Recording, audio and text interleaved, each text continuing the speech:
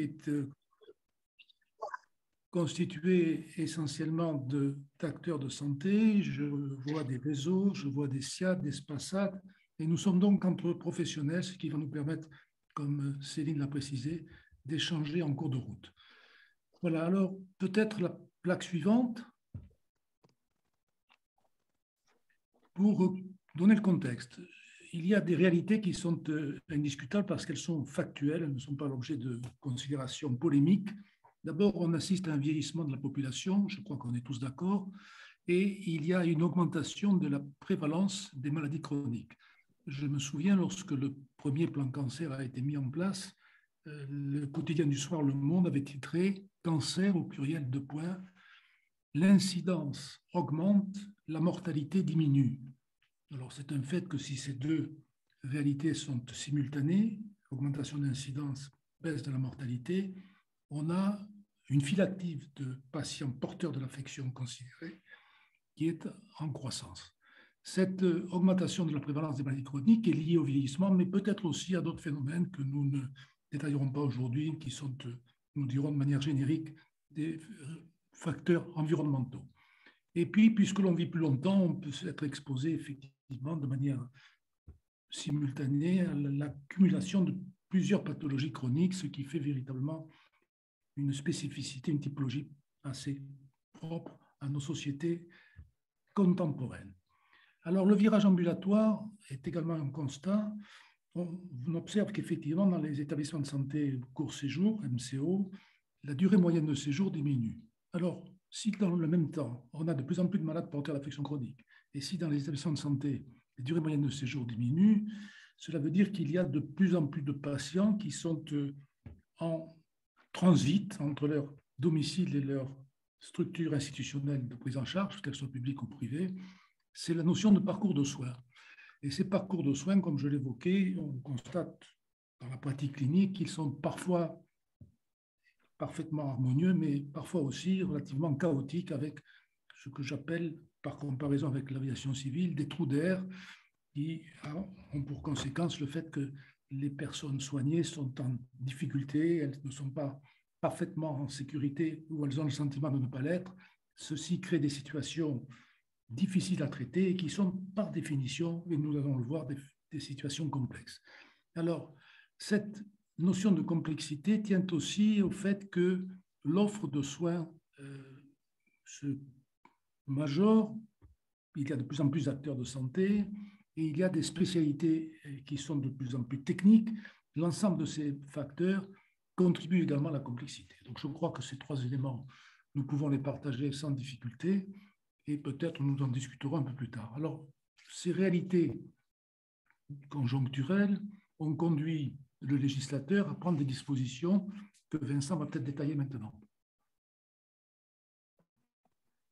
Oui, donc si on s'intéresse à la question de ce que c'est un parcours de soins complexe, je ne vais pas l'expliquer à des professionnels comme vous qui le savez sans doute mieux que moi, mais si on s'intéresse à ce que dit la loi, on voit que dans la loi de modernisation du système de santé de 2016, qui mettait en place les plateformes territoriales d'appui, un parcours de santé était dit complexe lorsque l'état de santé, le handicap ou la situation sociale du patient rend nécessaire l'intervention de professionnels de santé sociaux ou médico-sociaux. Donc, on voit bien qu'il y a au moins une tentative de définition de ce que c'est un parcours de santé complexe par l'intervention de plusieurs professionnels. Dans la loi santé de 2019, qui met en place les DAC, plus de définitions précises, et il est dit que les professionnels de santé, sociaux et médico-sociaux, peuvent solliciter un appui à la coordination des parcours de santé qu'ils estiment complexes. Donc, on voit bien qu'il y a là un flou autour de qu'est-ce que c'est exactement un parcours de santé complexe. Et c'est à cette question qu'on s'est intéressé, de savoir si on peut délimiter les contours de ce que c'est une situation complexe, et en particulier à domicile. Donc, pour mieux cerner cette notion de complexité, on peut s'intéresser à une revue de la littérature qui a été publiée en 2017 donc par Victoria Pagani, qui s'occupe d'éthique en santé à la faculté de médecine de Nancy, et qui a essayé de faire une synthèse des publications relatives à la complexité, qui sont recensées dans 2 bases de données bibliographiques, PubMed, Medline, qui est une base de données bibliographiques d'études en santé, et Kern, qui est une base de données bibliographique d'études en sciences sociales. Alors, qu'est-ce qu'elle dit? D'abord, il ressort de son analyse que les écrits d'Edgar Morin constituent la première source et une source majeure pour définir la complexité. Et dans ces écrits, la complexité est notamment définie par l'extrême quantité d'interactions et d'interférences entre un très grand nombre d'unités, ce qui est attesté par l'étymologie du mot complexité, qui se réfère à un grand nombre d'éléments qui sont tissés ensemble. Et puis, deuxième caractéristique particulière, la complexité, dans les écrits d'Edgar Morin, se définit par l'existence d'une incertitude et l'émergence de phénomènes aléatoires, et donc difficiles à prédire. Donc, ce concept de complexité, il a ensuite été exploité en sciences sociales et en particulier en psychologie sociale pour, dit Madame Pagani, décrire, caractériser et modéliser le comportement d'un système complexe, en citant Pierre Tappe, un psychosociologue toulousain, qui dit que l'étude de la complexité consiste à rechercher quels événements, petits ou grands, prévisibles ou non, provoquent des changements dans le comportement du système et quelles sont les interactions entre ces éléments. Et c'est bien l'analyse de ces facteurs qui détermine les stratégies d'intervention. Donc, ensuite, la complexité a également fait l'objet d'études en sociologie et en management, notamment concernant les dynamiques de coopération et les phénomènes de domination et de pouvoir quand il y a plusieurs acteurs, pour accompagner le développement de méthodes d'organisation et de coordination. Et on arrive à la coordination, c'est donc bien en particulier de coordination que nous parlons, le tout dans l'objectif de réduire l'incertitude liée à cette situation. En santé, la notion de complexité, qu'il s'agisse de patients complexes, d'interventions complexes ou de complexité des systèmes de santé, la notion de complexité, elle est présente depuis longtemps dans la littérature médicale. Là, vous avez un exemple d'un article qui s'intéresse au challenge de la complexité dans le soin. Oh, pardon. Et qui était dans le BMJ et qui date de 2001, donc ça ne date pas d'hier. Mais malgré cette ancienneté, et Madame Pagani le dit aussi, il n'y a pas de définition unanime de ce que c'est un patient en situation complexe, et en particulier à domicile, et de comment on peut repérer une situation complexe à domicile. Voilà, je ne sais pas si vous avez déjà des remarques à faire sur cette première partie.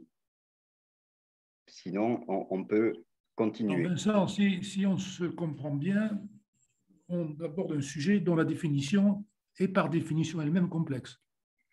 C'est ça.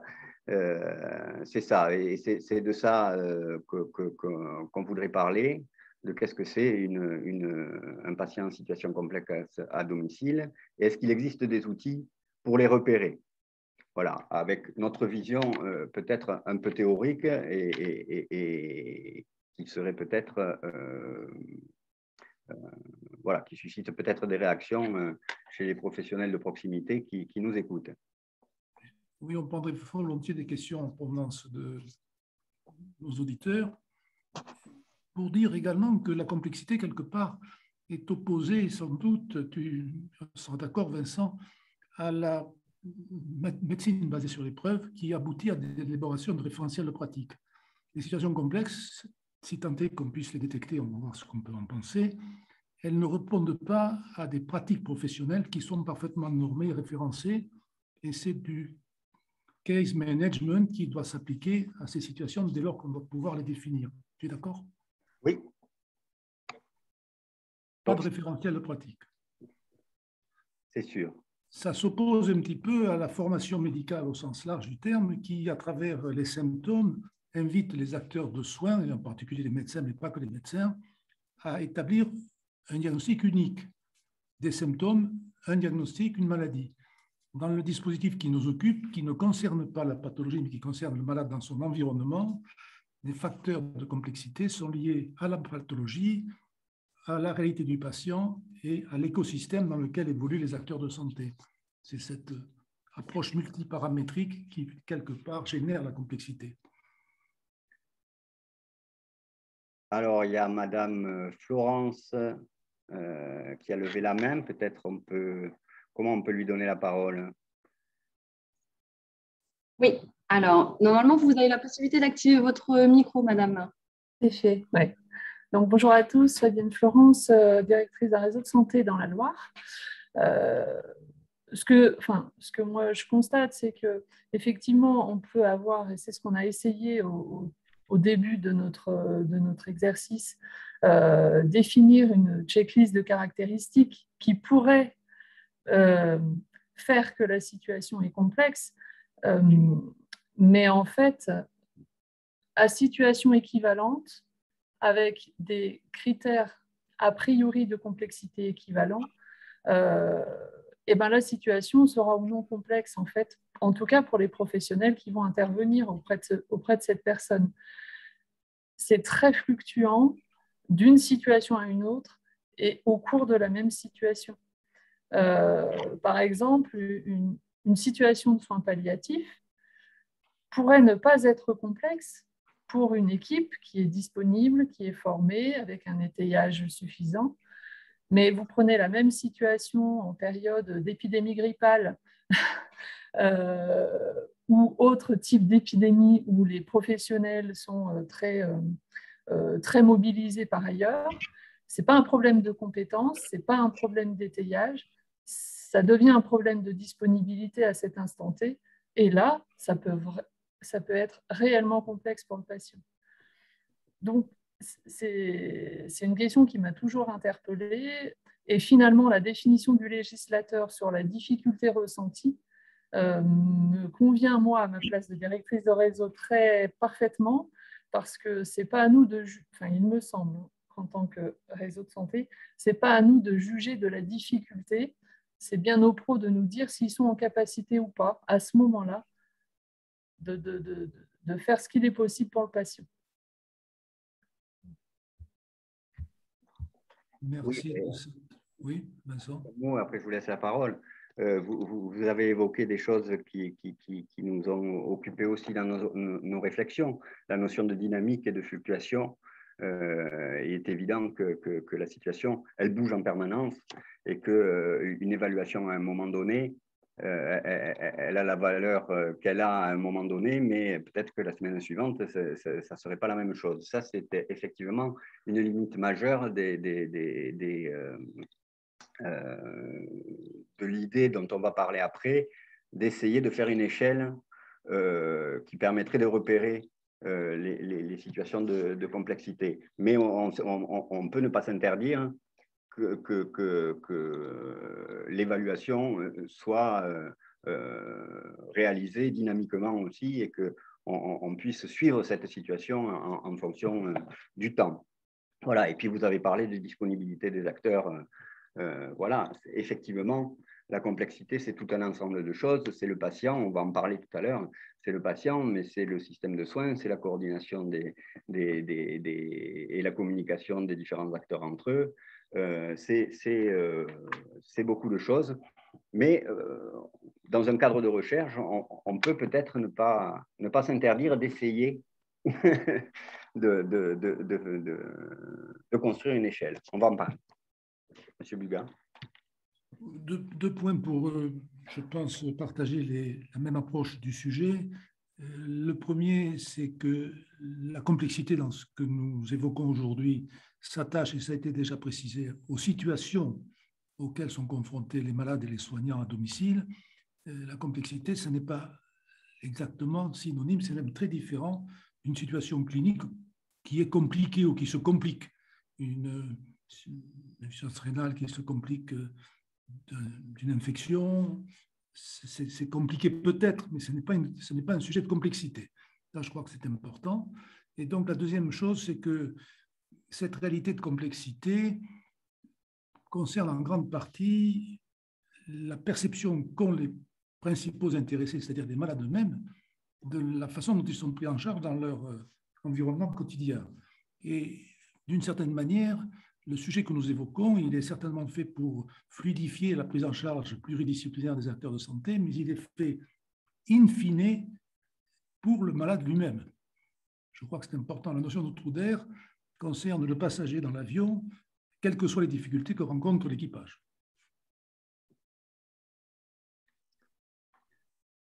Bon, s'il n'y a pas d'autres interventions, on peut peut-être continuer un peu sur notre lancée. Donc, si on veut essayer de définir qu'est-ce que c'est un patient complexe, on peut s'intéresser à ce qu'en disent les teasers de l'Université de la coordination en santé. Donc, les teasers, c'est des petites vidéos qui étaient disponibles, visibles sur le site Internet de cette Université de la coordination en santé. Et il y avait différents intervenants qui étaient interrogés sur ce que c'est la complexité en santé et ce qui la favorise. Alors, nous avons M. Bruel de France Asso Santé Occitanie qui nous a dit que la complexité, c'est la multiplicité et l'intrication des problèmes à résoudre. Nous avions également M. Thévenot qui parlait d'une multiplicité de technicités qui ont du mal à se coordonner. Donc, on retrouve quand même l'aspect multidimensionnel, l'intrication des différents éléments entre eux et la notion de coordination. Et puis, nous avions Hervé Pingot, qui est enseignant-chercheur en génie industriel à Albi, et qui désignait une situation complexe qui disait qu'elle était caractérisée par l'existence d'une instabilité, d'une incertitude et encore des interactions entre de multiples dimensions. Qu'est-ce qui la favorise? Donc, nous avions M. Ramon, qui était élu du conseil départemental du Tarn, qui parlait de polypathologie, évidemment. Madame Caz, de la PTA du Lot, parlait de précarité, d'isolement, d'absence de proches aidants. Et donc là, on retrouve une autre dimension que la simple dimension médicale, mais aussi la dimension sociale et l'entourage, l'écosystème dont parlait M. Bugat tout à l'heure. Nous avions Pascal Durand, qui est directeur du premier recours à la RS Occitanie, qui parlait du manque de temps des professionnels et du manque de disponibilité de ces professionnels. Donc là, on touche encore au système de soins et à la coordination des professionnels entre eux. Et Madame Cancel, de la Fédération Occitanie-Roussillon Maison de Santé, évoquait le manque de communication entre les différents acteurs. Donc vraiment, on retrouve un certain nombre des éléments constitutifs de la complexité qu'on évoquait tout à l'heure avec les travaux d'Edgar Morin et leur appropriation en sciences sociales par la suite. Et donc, quand on l'interroge sur les freins à une bonne prise en charge, Hervé Pingot, il parle d'un manque de caractérisation de qu'est-ce que c'est un patient en situation complexe, et il évoque la possibilité d'un dispositif dédié à la reprise en charge de ces patients, pris en charge à domicile, en situation très complexe, c'est-à-dire en situation à risque de perte de contrôle de la prise en charge. Et il évoque 4 étapes. Un repérage de ces situations complexes à risque de perte de contrôle, et c'est quand même le premier écueil pour leur reprise en charge. L'inclusion du patient, c'est-à-dire son éligibilité à une reprise en charge, la reprise en charge elle-même, et puis, une fois que la situation serait stabilisée, un retour à une prise en charge conventionnelle. Alors, en réalité, ce dispositif, on en parle avec Hervé Pingot depuis longtemps, même si c'est très théorique et si c'est très conceptuel, et qu'il n'est pas question de rajouter un dispositif à ceux qui sont déjà existants, mais c'est un exercice intellectuel qui pourrait se traduire peut-être par une méthode de prise en charge de ces gens-là. Peut-être, Monsieur Bugat, je vous laisse dire un mot de l'idée. Oui, alors, effectivement, nous sommes en relation et en réflexion partagée avec Hervé Pingot, que nous saluons, qui n'est pas loin de nous aujourd'hui. Hier, il était également très actif. Ces universités, cette deuxième édition, lui doit pas mal de contributions et de qualifications. Alors, pour rester encore dans un schéma un petit peu didactique, les situations de prise en charge à domicile, d'abord, répondent à beaucoup de souhaits de malades. Les fins de vie sont souvent hospitalières, mais les souhaits des malades sont effectivement en faveur du domicile dans la mesure où ce domicile existe. Les situations simples sont les plus fréquentes, une polypathologie ou une maladie chronique exclusive, prise en charge à titre ambulatoire avec un référent institutionnel, et ça ne pose pas de difficultés particulières. Il y a ce que j'expliquais précédemment, les situations compliquées, c'est-à-dire ce sont les situations précédemment évoquées simples, mais qui se compliquent au sens médical le plus souvent.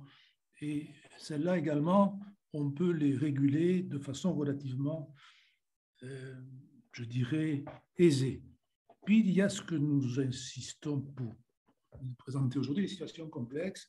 Et ces situations complexes, on peut les observer intuitivement, d'abord par le témoignage des réalités du quotidien, mais également en considérant les prises en charge à domicile, aussi bien les SIAD que l'HAD, et on se rend compte que pour des raisons multiples, ces prises en charge aboutissent parfois à des situations qui n'ont pas de solution pratique au quotidien. Je crois que pas mal d'entre vous ont l'expérience de ce genre de réalité. Par exemple, s'agissant d'un SIAD, plus que 2 passages d'infirmiers par jour, ça pose un problème.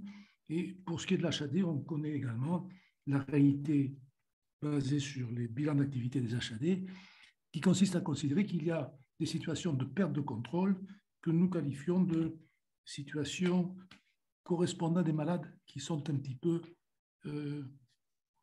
laissés pour compte, si l'expression est recevable. Je ne l'écrirai pas, mais je la prononce quand même.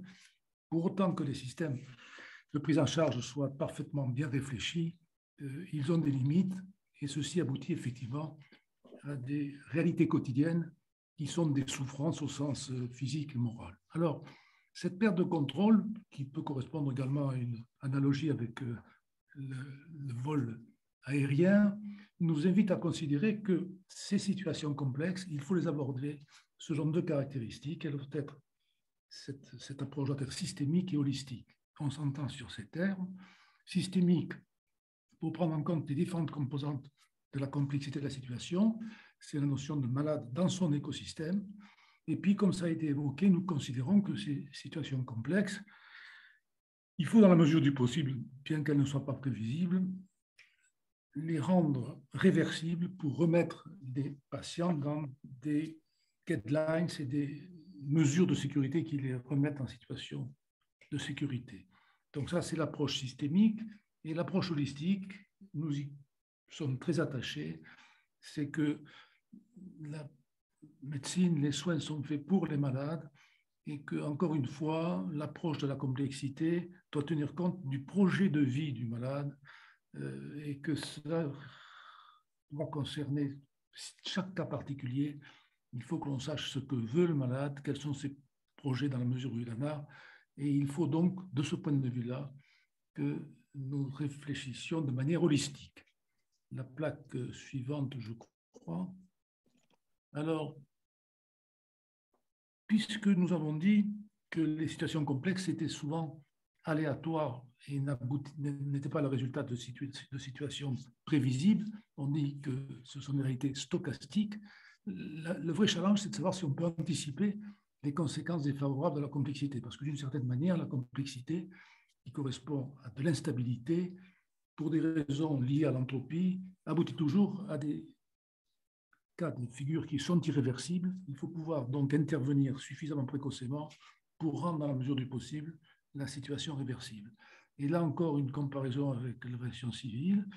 Il n'y a pas très longtemps, avant la Covid, qui a un peu bouleversé la réalité du vol aérien, plaçant la sécurité des vols et le confort de ses patients, de ses clients, ça revient au même. Air France entend aller toujours plus loin dans ce domaine. La compagnie dote ses pilotes de technologies de pointe pour anticiper et éviter les phénomènes météorologiques sources de turbulences. Donc, dans le plan de vol, depuis le sol, les pilotes reçoivent des informations en temps réel qui sont en situation de modifier le parcours vol aux instruments pour inviter l'équipage, et en particulier donc, le pilote et son copilote, à prendre des dispositions qui soient de nature, par anticipation, à éviter des situations qui, par définition, aboutiraient effectivement à des trous d'air, c'est-à-dire la comparaison avec des difficultés dans le parcours de soins.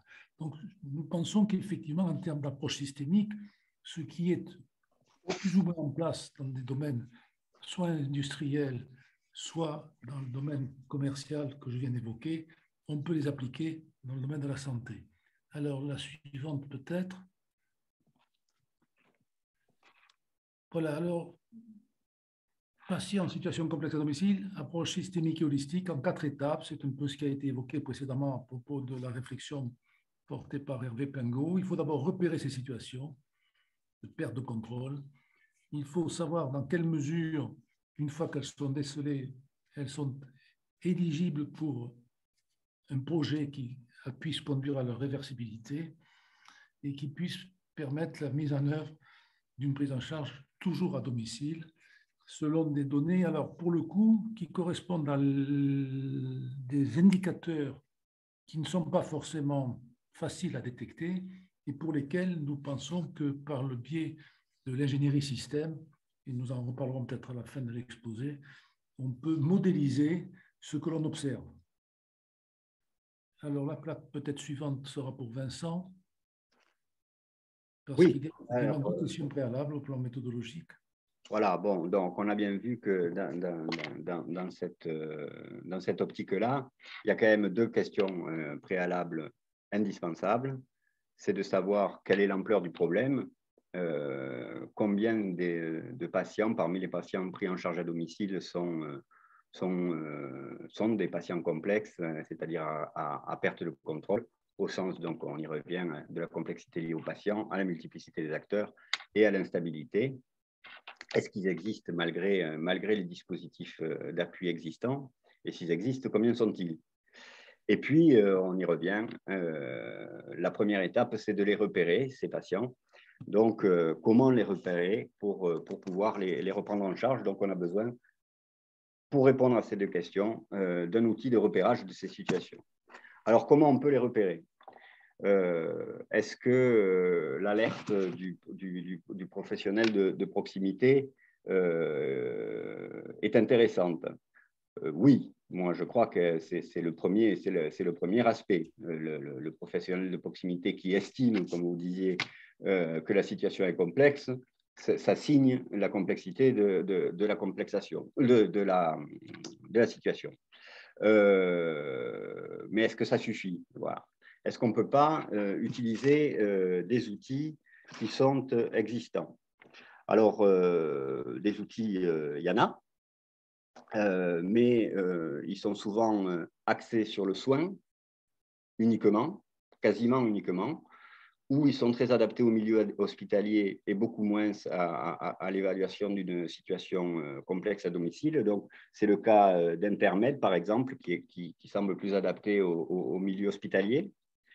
Il existe Interrail HC qui est plus adapté au domicile, mais moi, je ne connais pas bien Interrail HC, mais qui me semble être un outil très riche, mais très compliqué, avec beaucoup d'échelles, beaucoup de dimensions explorées, et qui semble plus servir à tirer la sonnette d'alarme concernant un domaine particulier qu'à évaluer la complexité globale de la situation de façon simple. Voilà. Alors, ce qu'il nous faut, c'est un outil simple, adapté au domicile, global, et qui couvre toutes les dimensions de la complexité dont on a parlé. Voilà. Ça, c'est une représentation à laquelle M. Bugat tient beaucoup, et donc je pense qu'il va nous en parler.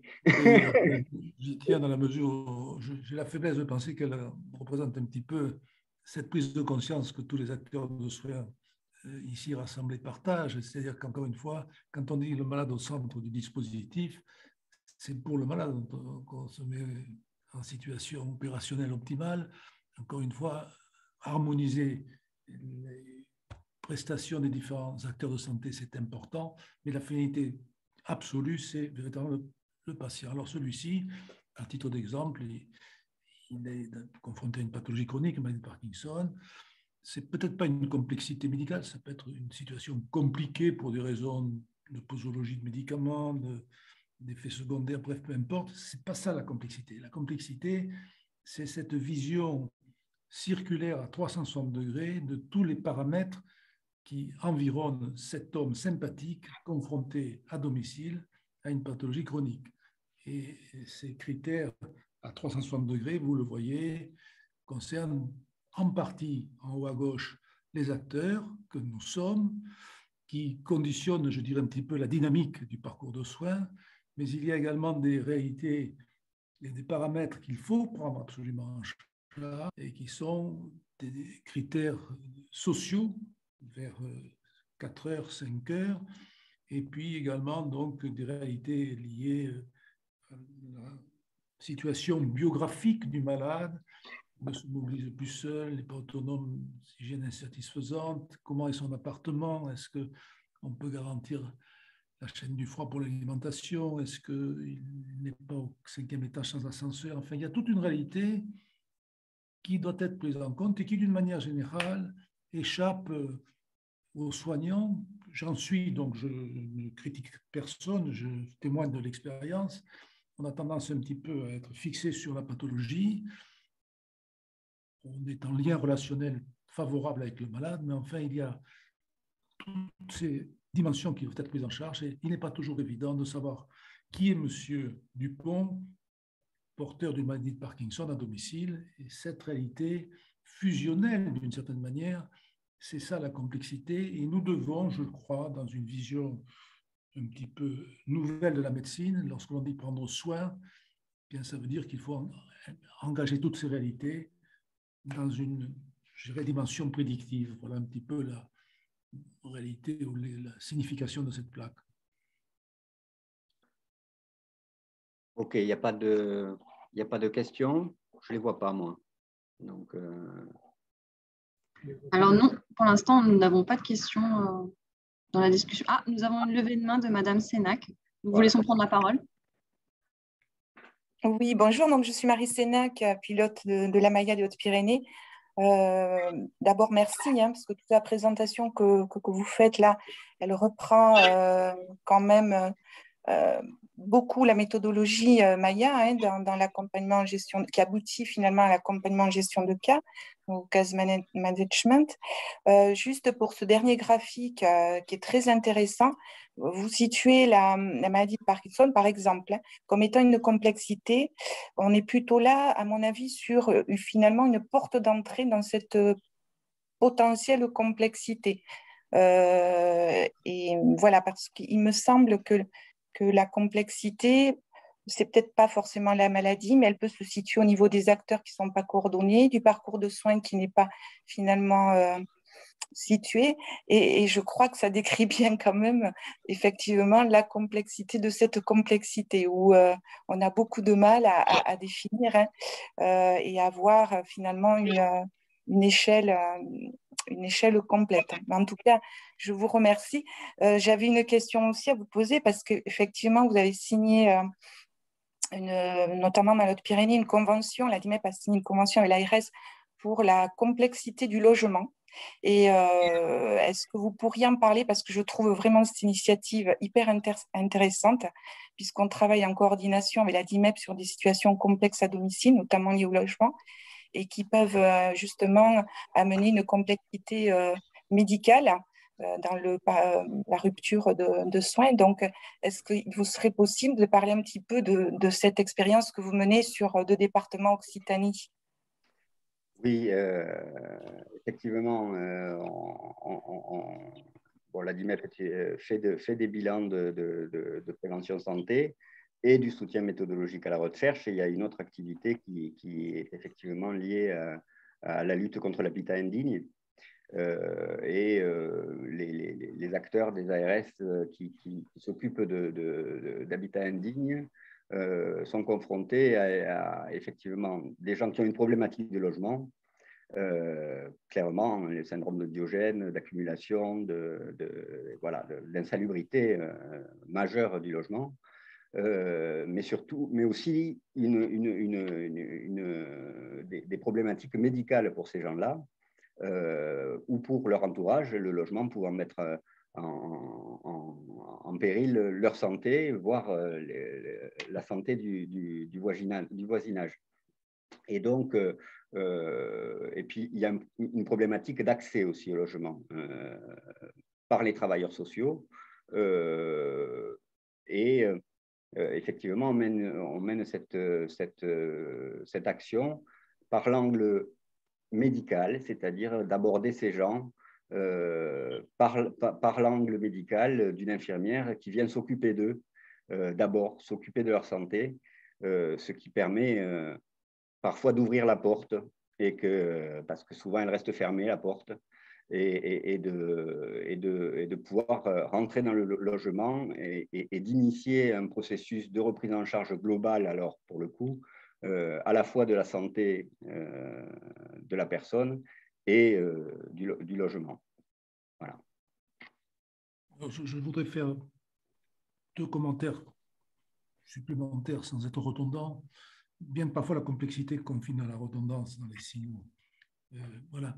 Merci pour l'intervention des Hautes-Pyrénées.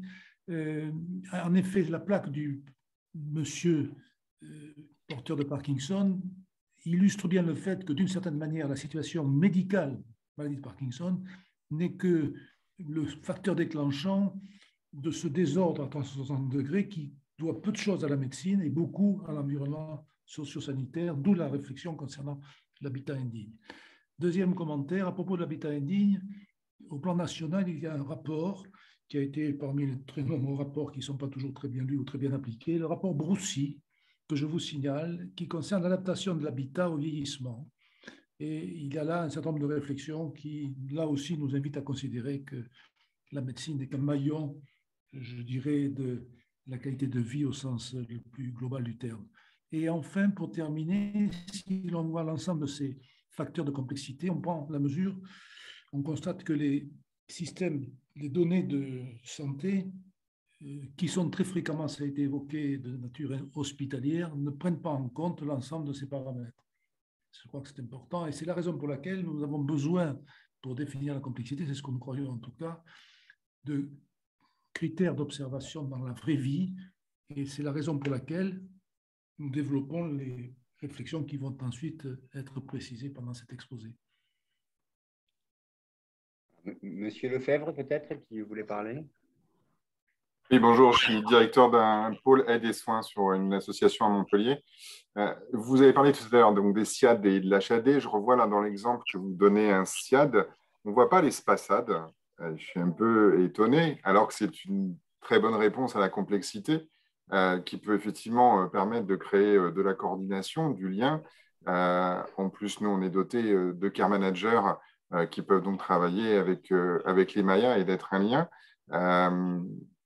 C'est un choix. Enfin, voilà, c'était une question par rapport à ça.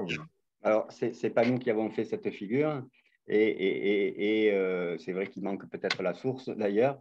Mais c'est une évocation de la situation d'un patient qui serait en relation avec un SIAD et une Maya, et qui ne serait pas pris en charge par un SPASAD, mais voilà, il n'y voyait aucun grief contre les SPASAD, qui sont évidemment des structures très adaptées à la prise en charge de la complexité.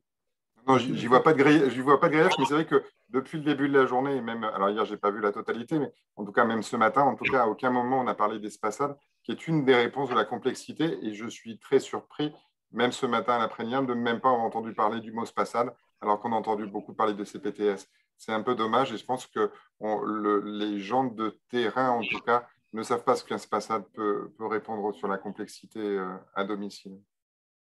Monsieur Lefebvre, permettez-moi sans complaisance de renforcer et d'épaissir le trait de votre témoignage.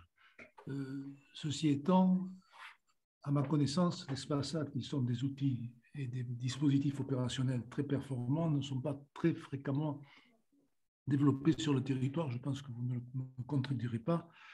Sur la région toulousaine, il n'y a pas beaucoup de SPASAD, je pense même peut-être pas du tout. Et le deuxième élément de réflexion par rapport à votre intervention, c'est que les SPASAD permettent de décloisonner l'espace entre le soin et le socio-sanitaire. Et je pense qu'on évolue également au niveau des métiers concernant les assistants de veille sanitaire ou sociale qui sont peut-être très proches des ASH. Et il y a là autour de qui fait la toilette, de qui fait le transfert, de qui fait quoi, une évolution des métiers à laquelle votre expérience pourra certainement être utile. Est-ce que c'est votre point de vue, Monsieur Lefebvre? Tout à fait. Je pense qu'effectivement, vous êtes exactement sur ça et je pense qu'il y a beaucoup de choses qui fonctionnent. On est peu, malheureusement, sur les territoires et on est peu à fonctionner correctement et aller très, très loin, effectivement. On est quelques-uns, hein, effectivement, quand on connaît les fédérations, mais à proposer, effectivement, que ce soit des care managers, que ce soit de la télémédecine, voilà, et on n'est pas nombreux. Vous avez tout à fait raison et je pense que ça manque de communication, d'information et de développement sur les territoires. Alors, si on va plus loin, le service rendu par les SPASAD au regard de la problématique que nous évoquons aujourd'hui devrait avoir des effets favorables. En d'autres termes, la question que nous pouvons partager et que je vous pose est de savoir, dans le meilleur des mondes, dès lors que l'on aura identifié les situations complexes, est-ce que des prises en charge du modèle SPASAD seront en mesure d'avoir des indicateurs de performance, par exemple les réhospitalisations non programmées? Quel est votre point de vue? En tout cas, nous, on commence à être étiqueté sur le territoire et en tout cas sur ce travail de coordination et sur les situations complexes et vraiment sur le travail entre le trinôme de la coordinatrice soins, de la coordinatrice aide et du care manager. Et on a des hôpitaux qui nous ont fait des retours par rapport à des prises en charge qu'ils nous ont confiées et ils ont vu une diminution effectivement de retour aux hospitalisations par les urgences. Donc, c'est assez intéressant. Alors, on ne le voit pas, on ne fait pas les sorties de tous les hôpitaux, mais sur certains, effectivement, ils ont vu une diminution des retours. Et est-ce que votre intervention est en situation, par la même occasion, de réduire les admissions en EHPAD? Oui, je pense qu'on arrive en tout cas à privilégier le domicile et aller jusqu'au bout de ce qu'on peut proposer. Et si on ne peut plus le proposer, c'est qu'on aura au moins essayé de proposer tout ce qu'il y avait de possible à domicile avec le choix de la personne qu'on accompagne. D'abord en priorité de ce qu'elle veut. Mais on essaye effectivement d'aller jusqu'au bout. Et si on ne peut pas, c'est que soit c'est le choix de la personne de vouloir aller en institution, ou en tout cas, on aurait essayé toutes les autres possibilités entre deux. Merci beaucoup. Bon, s'il n'y a pas de... Ah, Madame Sénac. Vincent? Allez-y. Oui, désolée. Le sujet est assez intéressant. Effectivement, on n'a pas d'indicateurs qualitatifs. On n'a toujours que des indicateurs quantitatifs. Mais quand même, ce qu'on peut dire au niveau de la prise en charge au domicile, depuis l'arrivée quand même de tous ces dispositifs, alors qui se ferait progressivement, hein, les MAIA, PTA et tout, on peut quand même se satisfaire d'avoir un allongement des personnes au domicile, même si ce n'est pas idéal parfait et qu'on ne peut pas forcément bien le qualifier, on va dire. Ce qu'on s'est aperçu, par exemple, c'est que enfin, nous, en tout cas, on se satisfait du fait que les personnes, c'est terrible ce que je vais dire, mais bon, c'est une réalité aussi, c'est qu'ils puissent décéder à domicile. Et on s'aperçoit qu'avec une très bonne coordination au domicile, Oui. on peut y arriver. Et on est dans le respect, effectivement, et vous l'avez dit tout à l'heure, ce qui est essentiel, c'est le respect respecter en tout cas les choix de la personne. Le patient, il est vraiment, effectivement, au centre aussi de cette coordination. Merci de votre intervention. Nous pensons effectivement... On va peut-être en dire un mot tout à l'heure sur le projet d'étude SIFCOM où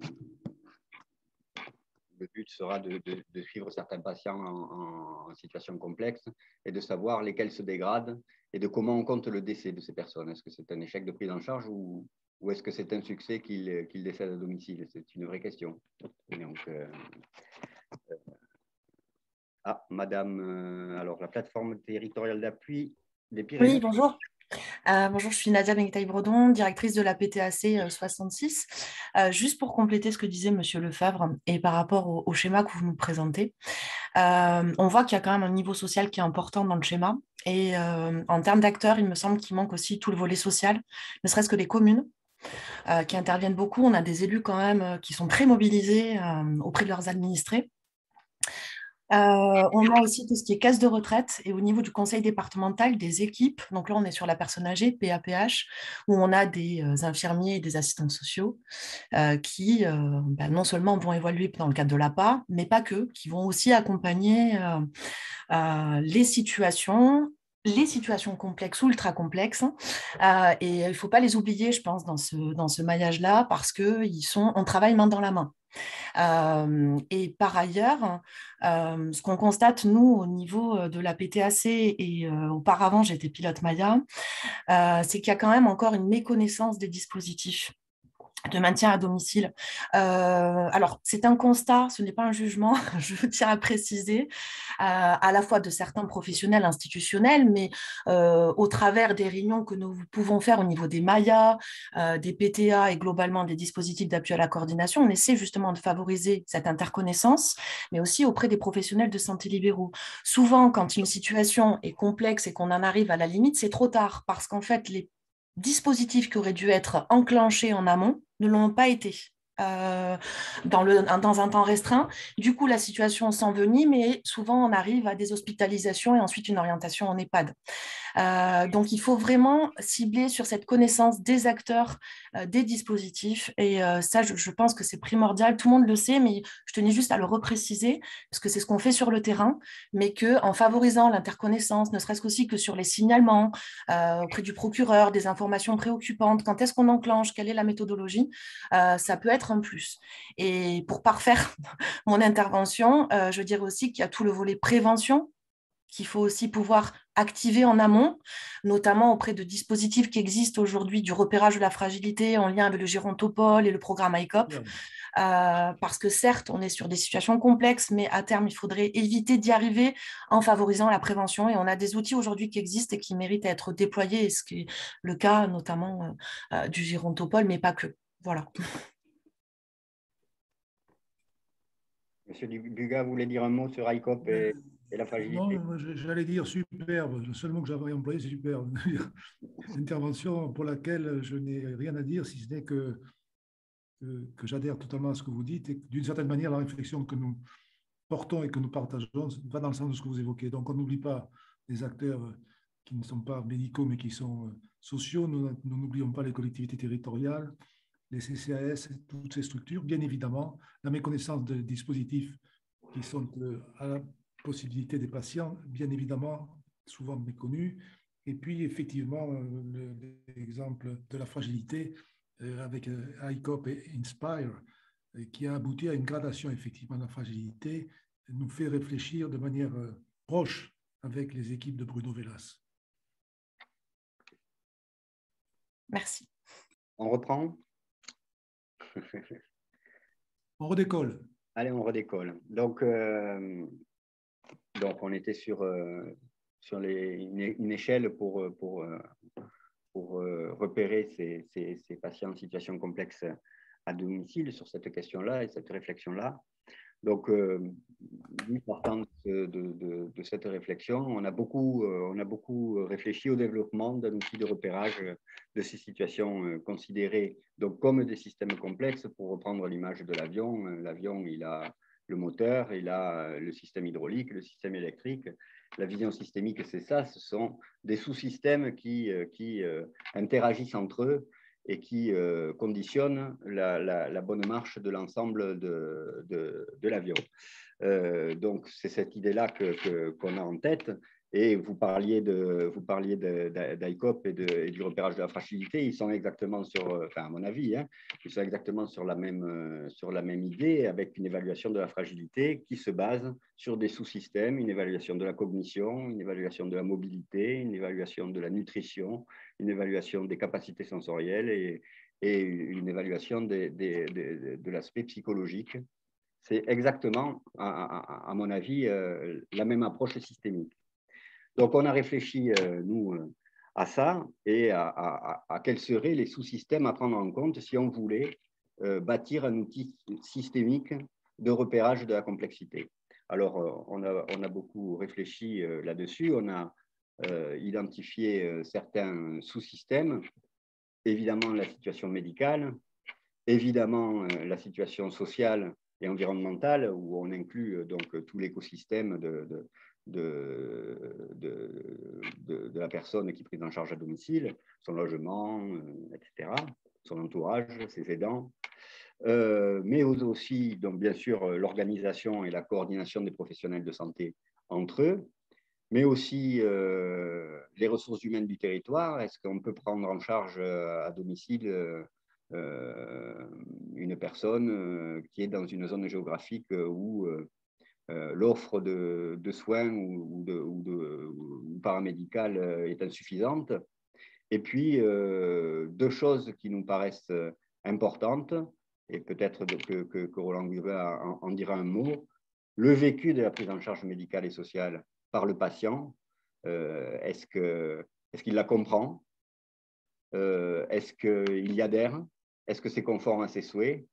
Et puis, l'existence d'outils numériques pour accompagner cette prise en charge. Peut-être, M. Bugat, vous avez un petit mot à dire sur ces dimensions de vécu de la prise en charge et d'outils numériques. L'essentiel est dit. Du point de vue de la personne soignée, je crois qu'il faut trouver un point de convergence entre la qualité produite et la qualité perçue, et qu'il y a là une réflexion à conduire. Je veux dire, les patients qui sont opposants sont souvent souffrants du point de vue d'un des éléments paramétriques que nous évoquons, ça c'est évident. Alors, pour ce qui est de la couverture numérique, la question est-ce que le numérique à la maison est un facteur de complexité, alors que c'est plutôt vécu a priori comme un facteur facilitant. Alors, il y a deux choses pour le numérique. Il y a le caractère interconnecté et des différentes informations médicales. Et de ce point de vue-là, il y a beaucoup à faire parce que, s'agissant de constater les documents qui sont à domicile, c'est souvent très insuffisant. Et puis, le deuxième volet du numérique, ce sont les objets connectés. Est-ce que l'interface homme-machine est en situation d'améliorer les situations complexes? Personnellement, je suis un peu critique de ce point de vue, mais peut-être on en parlera tout à l'heure. Voilà, bon, donc on avait imaginé un outil de ce type de radar qui permettrait de coter chacun de ces sous-systèmes en fonction de l'instabilité de la situation, médicale, l'instabilité de la situation personnelle, etc., etc. de manière à donner des sous-indicateurs pour chaque dimension et un indicateur global qui serait peut-être la somme de ces sous-scores ou peut-être la part d'air. En épidémiologie, on calcule des airs sous la courbe. Voilà, là, on peut imaginer que l'air du radar, c'est 100% de l'air et qu'on peut imaginer un indicateur global de complexité globale qui serait l'air occupé par la zone colorée du radar. Voilà, on en était là de notre réflexion et il y a une équipe suisse de Genève qui a publié un nouvel outil assez récemment qui s'appelle le COMID. C'est le COMID, c'est pas le Covid, mais ils l'ont publié avant le Covid. C'était les premières publications datent de 2018, je crois, et qui ressemble étrangement à ce qu'on essayait de faire. Je vais essayer de passer à la slide suivante. Voilà. Donc, le COMID, c'est un outil. COMID, c'est pour complexité multidimensionnelle des prises en soins infirmières à domicile. Donc, vous voyez, avec une publication dans la revue francophone internationale de recherche infirmière en 2018. C'est un outil qui est présenté comme un nouvel outil de repérage de la complexité à domicile, qui est développé par une institution de maintien à domicile donc, de Genève, l'IMAD, et qui a la même approche systémique en considérant 6 dimensions, la dimension médicale, la dimension socio-économique, la santé mentale, le comportement de la personne, la coordination des acteurs et l'instabilité globale de la situation. Et cet outil, il a été spécifiquement développé pour les situations complexes à domicile. Donc, cet outil, si on en parle, c'est une échelle de 30 questions. Je ne sais pas si vous connaissez. Peut-être vous connaissez. Bon. Donc, c'est une échelle de 30 questions avec 5 questions pour chacune des 6 dimensions de complexité étudiées, et qui peuvent être liées donc soit à la complexité liée au patient, soit à la complexité liée au système de soins, soit à l'instabilité. Donc, on peut les passer rapidement. Dans l'instabilité, dans la complexité liée au patient, il y a un axe concernant la santé médicale, où donc c'est que des questions oui ou non, et on a un si on répond oui. Donc, enfin, si l'infirmière répond oui. Alors, il y a une question, est-ce que l'échelle COMID est validée en France? On va en reparler, justement. Donc, la santé médicale avec une exploration du nombre de maladies chroniques. On a oui si on a plus de 2 maladies chroniques, des douleurs, l'existence d'une allergie ou d'une intolérance médicamenteuse, la polymédication et l'existence de troubles cognitifs. Il y a un volet de facteurs socio-économiques avec l'existence de difficultés financières, l'absence de proches aidants ou l'épuisement des proches aidants ou des tensions entre le patient et les aidants. Un obstacle qui est lié à l'alphabétisation ou au niveau culturel, l'isolement social et l'inadaptation du logement ou l'existence d'une autre barrière environnementale dans l'écosystème du patient. Il y a un troisième sous-système qui est la santé mentale, donc l'existence d'une dépression ou d'idées suicidaires, l'existence d'une maladie psychiatrique ou de troubles psychiques, l'existence d'une addiction, l'existence d'une anxiété ou d'une angoisse qui rendent le tableau clinique confus, et une dimension concernant l'humeur qui varie au cours de la journée. Il y a ensuite un sous-système lié aux facteurs comportementaux du patient, qui, voilà, s'il sollicite récurremment, de façon récurrente le réseau médical, le médecin, etc., on a un point. S'il y a un problème de communication ou un conflit avec un membre du réseau de prise en charge, l'inquiétude du patient face aux symptômes ou à l'état de santé, l'agressivité ou le mutisme du patient, qui pourrait être un indicateur de son adhésion ou de son vécu de la prise en charge, mais c'est le seul item qui y fait référence, avec lui quand même le suivant, la résistance ou l'opposition aux soins de la part du patient. Voilà. Ensuite, il y a donc une dimension qui est liée à la complexité liée au système de soins.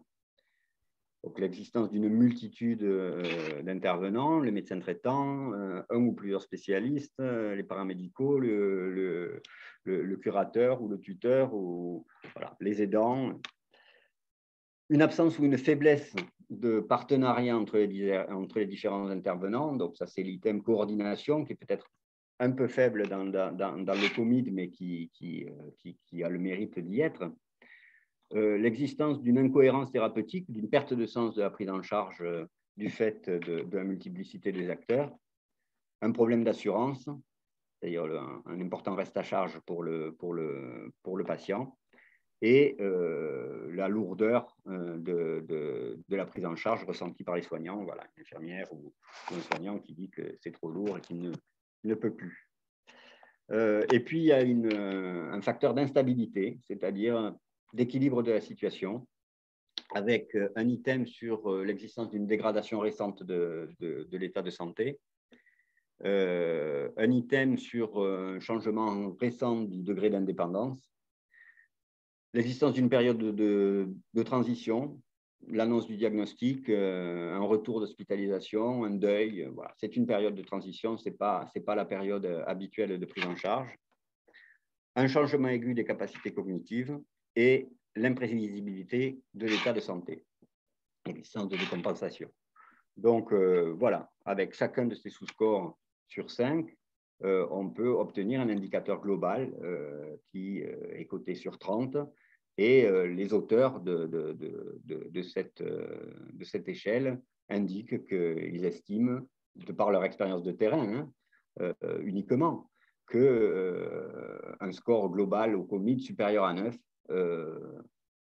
est annonciateur et signe la complexité de la situation. Voilà, donc c'est un outil auquel on s'est intéressé parce qu'il était vraiment dans le même esprit que ce à quoi nous réfléchissions, même si il y a certaines dimensions qui n'y sont pas et qu'on aurait aimé y voir figurer. L'observance du patient, l'avis du patient est-il pris en compte, comment il vit cette prise en charge, même s'il y a des items sur la résistance ou l'opposition aux soins ou l'agressivité ou le mutisme du patient. Peut-être ça aurait mérité d'avoir une place plus importante, le vécu de la prise en charge par le patient.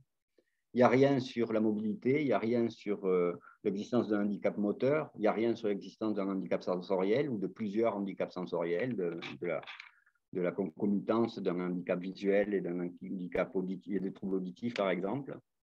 Et puis, il y a aussi des dimensions sur le volet professionnel de santé qui nous semble qu'on aurait aimé y voir figurer un peu plus. Les ressources du territoire, la compatibilité des ressources du territoire avec une prise en charge à domicile, la densité médicale, la disponibilité des soignants. Est-ce qu'il y a des recours au SAMU parce que la personne n'a pas, ou aux urgences parce que la personne n'a pas réussi à obtenir une visite de son médecin traitant? Est-ce qu'il y a des difficultés d'accès aux soins? Est-ce qu'il existe un document de synthèse au domicile du patient?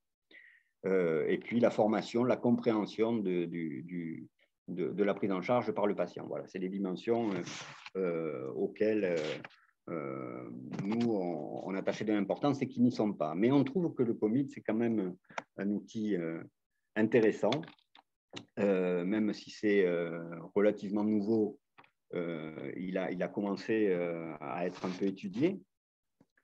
Ça ne va pas très loin, ça ne va pas jusqu'à une étude de validation, comme disait, comme il était question dans une question tout à l'heure. Il y a eu une étude d'acceptabilité de cette échelle auprès des infirmières de proximité. Voilà, elles trouvent que est-ce que c'est Est-ce que c'est un outil intéressant? Est-ce que c'est un outil qui leur sert? Est-ce que c'est pas trop lourd? Est-ce que c'est simple? Donc, il y a une petite étude qui a été faite par cette même équipe suisse chez 44 infirmières qui sont spécialisées dans la prise en charge de patients à domicile et qui sont confrontées elles-mêmes à au moins une situation qu'elles vivent comme complexe. Et donc, ces infirmières répondantes ont jugé l'outil utile, pertinent et simple d'utilisation. Et puis, il y a eu une deuxième petite étude qui s'intéresse plus aux capacités, à la métrologie de cet outil, la fidélité de cet instrument, qui a été fait sur un grand nombre de questionnaires COVID renseignés, je crois qu'il y en a plus de 5000, et qui a montré une bonne cohérence interne, c'est-à-dire l'intercorrélation des différents items entre eux. Est-ce qu'ils vont tous dans le même sens? Est-ce qu'ils contribuent tous à apprécier une même dimension qui serait la complexité? Donc avec un coefficient alpha de Cronbach à presque 0,80, ce qui est indicateur d'une bonne cohérence interne, et puis un bon accord interjuge, c'est-à-dire la reproductibilité de la mesure, si on donne une même situation à côté à deux infirmières différentes qui sont là pour évaluer la même situation, eh bien, les scores au COMID varie peu. Voilà, on a à peu près le même résultat, quelle que soit la personne qui remplit le questionnaire. Voilà, avec un coefficient kappa qui est donc de 0,84, ce qui est indicateur d'un très bon accord interjuge. Voilà, donc ce COMID, il a l'air très très bien, cet outil, mais il a quand même encore des limites. D'abord, il a été développé par une équipe suisse dans un contexte qui est celui du système de santé suisse et que rien ne dit qu'il sera également adapté au contexte du système de santé français qui est quand même très très différent. Et puis, il a été, même s'il y a des études en cours qui visent à l'évaluer chez des 18 ans et plus, initialement, il a quand même été développé pour la population particulière des personnes âgées de 65 ans et plus. Mais bon, rien n'interdit, il n'y a rien qui soit vraiment spécifique au grand âge, donc rien n'interdit d'essayer d'appliquer cet outil à la population adulte en général. Voilà.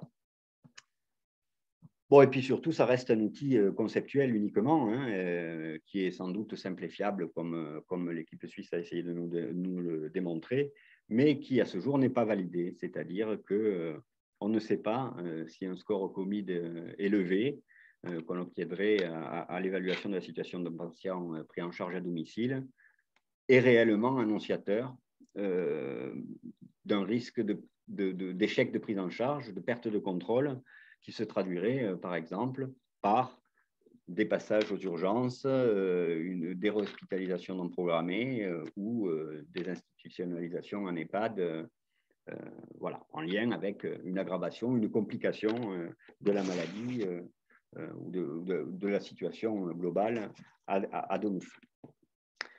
Voilà, peut-être on peut faire un petit stop là sur le COMID, c'est savoir si vous connaissez, si ça vous intéresse, si il n'y a pas de questions.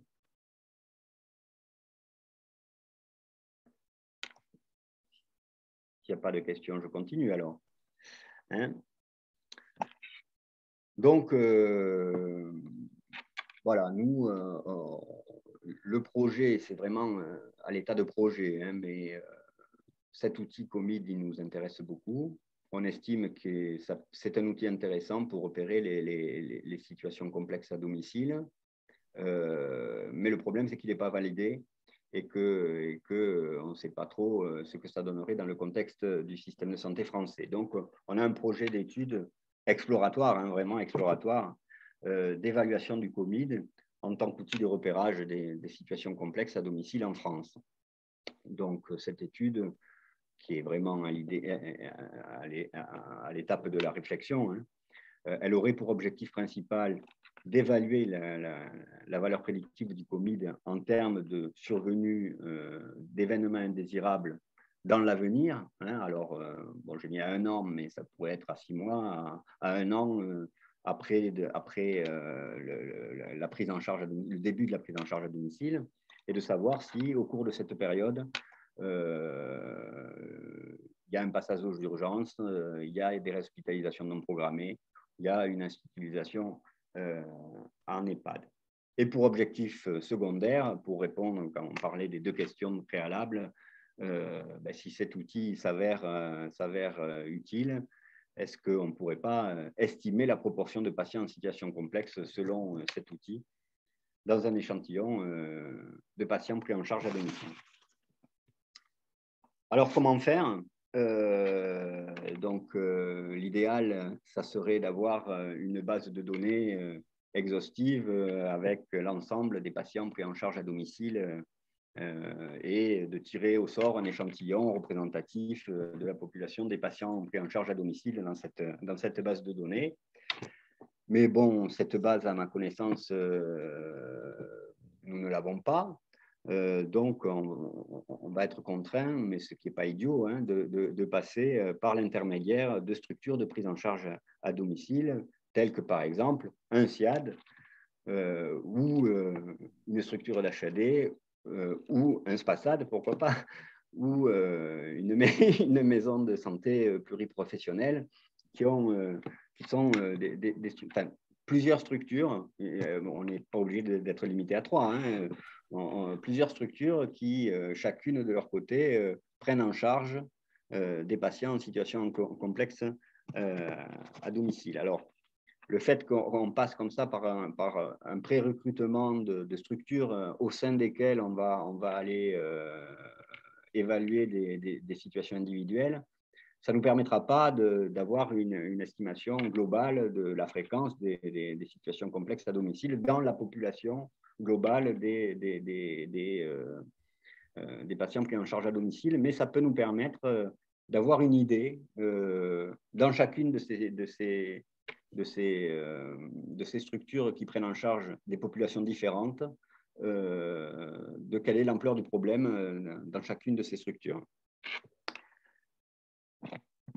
Donc, le but, ça serait d'inclure dans cette étude, dans chacune des 3 structures, des patients adultes qui souffrent d'au moins une maladie chronique et qui sont pris en charge à domicile, avec un recueil de données à l'inclusion, c'est-à-dire au départ de la prise en charge, avec un questionnaire qui recueillerait des données socio-démographiques, certaines données médicales, juste de manière à pouvoir décrire qui sont les patients qu'on aura inclus dans chacune de ces structures et en quoi ils diffèrent d'une structure à l'autre.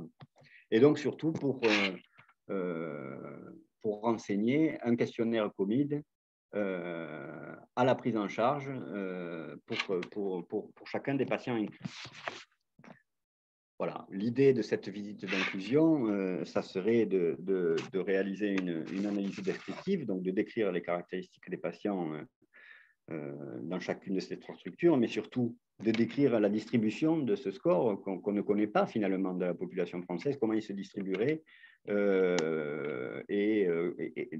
du score global et des sous-scores dans chacune de ces 3 structures, et en s'appuyant sur les seuils recommandés donc, par les auteurs, d'avoir une première indication juste indicative de la proportion de patients en situation de complexe, c'est-à-dire ceux qui afficheraient un score supérieur à 9. Voilà. Mais l'objectif principal étant quand même d'estimer la valeur de cet outil en tant qu'indicateur du risque d'échec de prise en charge, l'idée serait que ces patients soient suivis dans le temps. Et donc, il s'agirait finalement d'une étude de cohorte, avec une visite de suivi qui serait réalisée à 6 mois ou à 1 an après la visite d'inclusion, de manière à recueillir le statut vital, est-ce que la personne est toujours vivante ou est-ce qu'elle est décédée, il reste à trancher la question de comment on compterait ces décès. Est-ce que c'est un échec de prise en charge ou est-ce que c'est un succès que le patient finalement décède à domicile? C'est des choses qui sont en cours de réflexion encore, hein, et qui méritent d'être discutées. De recueillir l'éventuelle survenue de passage aux urgences ou de réhospitalisation non programmée ou d'une institutionnalisation en EHPAD. Voilà. Donc, cette visite de suivi permettrait d'étudier la relation entre le score au COVID qui a été évalué, qui a été coté à l'inclusion, et la survenue de ces événements au cours du suivi. Et donc, d'essayer de valider le COVID, en fait, c'est-à-dire d'évaluer si la complexité initiale mesurée par cette échelle est réellement associée au risque d'échec de prise en charge au cours du suivi. Voilà. Globalement, ce que nous nous proposons de faire avec cette étude SITCOM, c'est un projet, c'est naissant, le protocole est en cours de réflexion, mais voilà à peu près l'idée générale de ce qu'on se propose de faire. Madame Florence a levé la main. Oui, dans la mesure où il y a plusieurs niveaux de gradation, hein, je ne sais plus ce que j'ai noté, mais entre 6 et 9 et au-delà de 9, est-ce que ça se résume à une fiche de repérage ou est-ce que dans l'idée, c'est une fiche de repérage action aussi? C'est-à-dire, moi, infirmière à domicile, j'ai rempli ma fiche. Il se trouve que quand je comptabilise, je suis située entre le 6 et le 9, je ne sais plus. À risque de complexité, c'est très bien, mais qu'est-ce que j'en fais? Et à l'inverse, j'ai dépassé le 9, qu'est-ce que j'en fais? J'alerte qui? Ou... L'idée, on parlait tout à l'heure d'un dispositif d'appui. Moi, je vois ça d'abord comme un outil pour essayer de repérer la complexité à domicile. J'ai assisté un peu tout à l'heure à la plénière, au débat qu'il y avait juste avant. Il y avait, dans les discussions, il y avait une personne qui disait que le problème, c'est que les soignants, ils n'arrivent pas à repérer la complexité à domicile. Je me suis dit, c'est bon, on est dans le thème.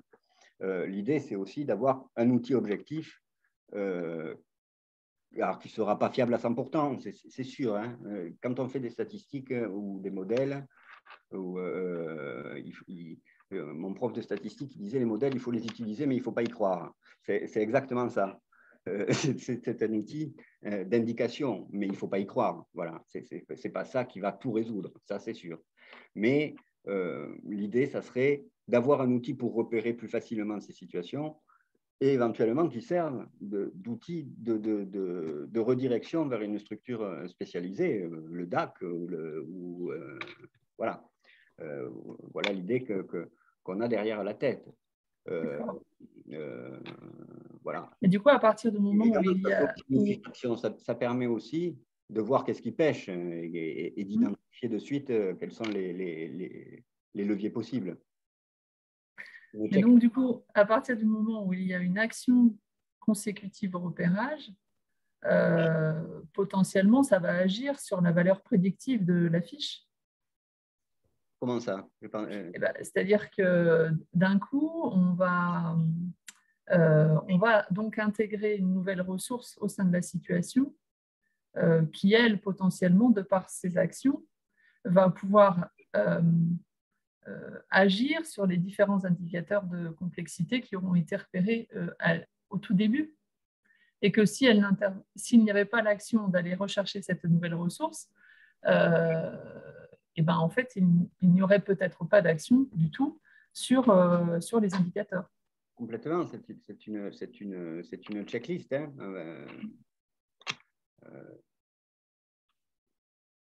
L'idée, c'est de repérer le patient susceptible de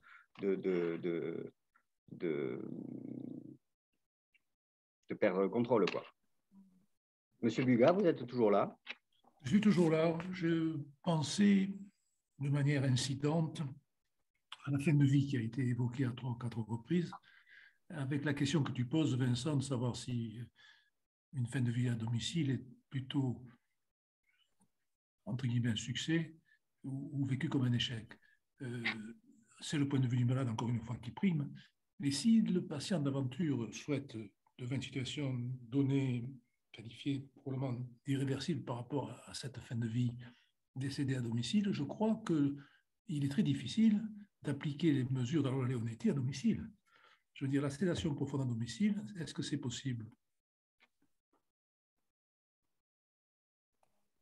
Est-ce que la perfusion continue 24 heures sur 24 à domicile est réglementaire? Je crois que non.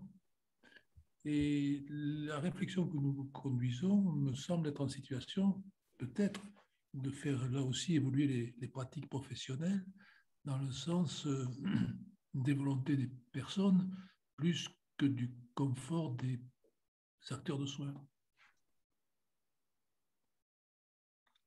C'est la dimension holistique de notre affaire. Vous êtes d'accord, Florence, ou pas? Vous hésitez à répondre?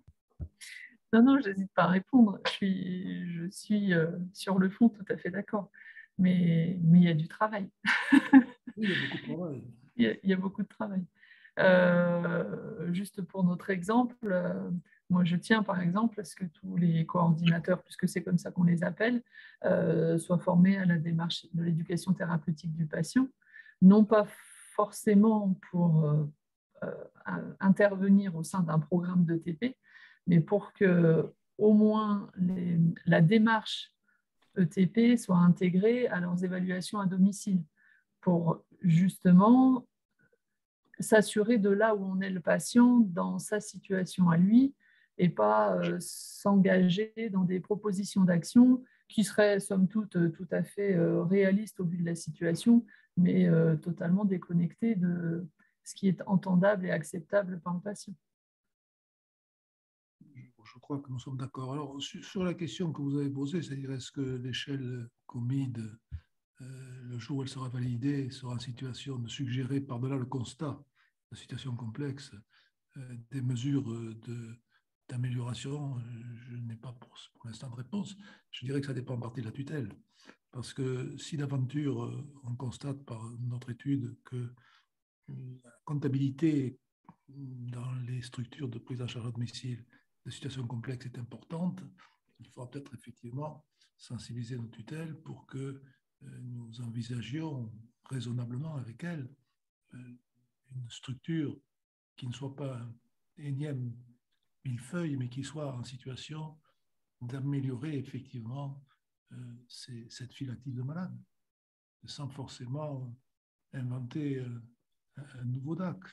Mais je crois que les situations complexes méritent d'être évaluées un petit peu, je dirais, comme une plateforme de régulation SAMU.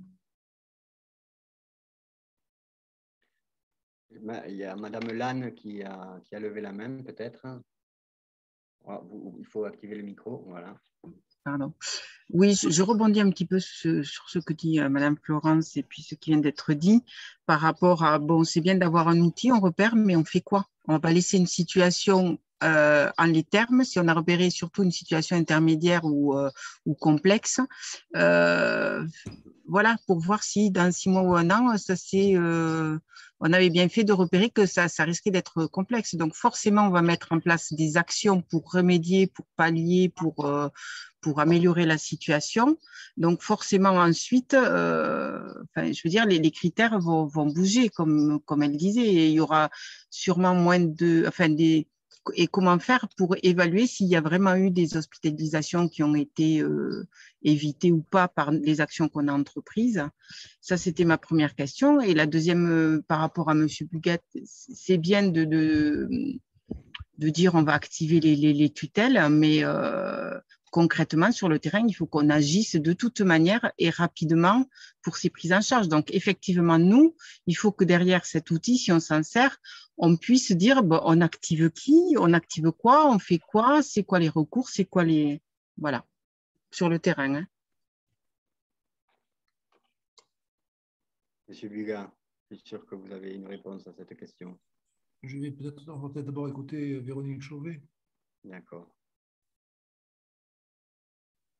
Allô? Oui, bonjour. Donc, je suis Véronique Chauvet, je suis infirmière libérale et aussi coordinatrice ICOP sur la CPTS Sud Toulousain. Par rapport au niveau du repérage de la complexité, donc entre autres à domicile, il existe un protocole actuellement en cours d'évaluation qui s'appelle Équilibre, qui permet aux infirmiers, qui sont nombreux en plus à être cliniciens, d'intervenir à domicile en prenant justement tout le temps nécessaire, que ça soit dans le soin, dans la relation d'aide, dans l'accompagnement, dans l'aide aux aidants et tout ça.